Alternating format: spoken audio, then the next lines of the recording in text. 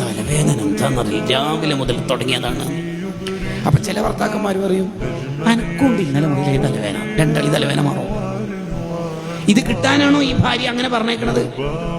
അല്ലെങ്കിൽ ചില ഭർത്താക്കന്മാർ വളരെ സൈദ്ധാന്തികമായിട്ടാണ് മറുപടി പറയല്. എങ്ങനെ?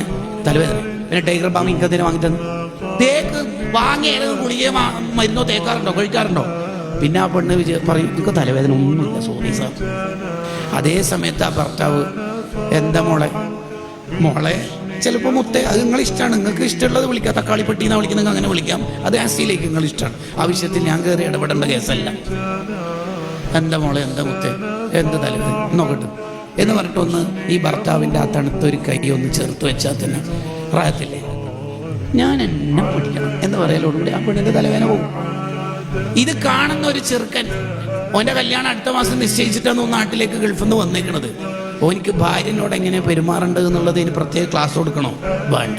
സൊല്ലു കമാ റഅയ്തുമൂനി ഉസല്ലി. ഉപ്പ ടൗണിൽ നിന്നോ പള്ളിയിൽ നിന്നോ തളർന്ന് അവശനായി വരികയാണ്. ഉപ്പ ഗേറ്റിന്റെ അടുത്തെത്തിയപ്പോൾ ഒന്ന് ചുമച്ചു. ഉപ്പ ടയേർഡാണെന്ന് ഉമ്മാക്ക് ബോധ്യപ്പെട്ടപ്പോൾ റവാത്തിബ് സുന്നത്ത് നിസ്കാരം തൽക്കാലം ളുഹറിന് ശേഷമുള്ളത് ഹോൾഡ് ചെയ്തിട്ട് കഞ്ഞിവെള്ളം ചുടുവെള്ളം എടുക്കാൻ വേണ്ടി പോകുന്നത് ഉമ്മാനെ കാണുകയാണ്. ആര്? എൻഗേജ്മെന്റ് കഴിഞ്ഞ് വരുന്ന 21-ാം തീയതി കല്യാണം നടക്കാനിരിക്കുന്ന മോള്. ആ മോൾക്ക് ഭർത്താവിനോടുള്ള കടപ്പാട് എന്താണ് എന്നുള്ളത് ഇനി പ്രത്യേകിച്ച് ഒരു പുസ്തകം വാങ്ങിക്കൊടുക്കേണ്ട ആവശ്യമോ, ഒരു പ്രീമെട്രി കോഴ്സിന് ജോയിൻ ചെയ്യിപ്പിക്കേണ്ട ആവശ്യമോ, സൂമിന്റെ ലിങ്ക് അയച്ചു കൊടുക്കേണ്ട ആവശ്യമോ ഇല്ല. ഇങ്ങനൊരു മാതൃകാ കുടുംബം, മാതൃകാ ജീവിതം നമ്മളിൽ നിന്നുണ്ടെങ്കിൽ ഒരു പ്രശ്നവും നമ്മുടെ നാട്ടിലോ കുടുംബത്തിലോ വീട്ടിലോ ഉണ്ടാവില്ല.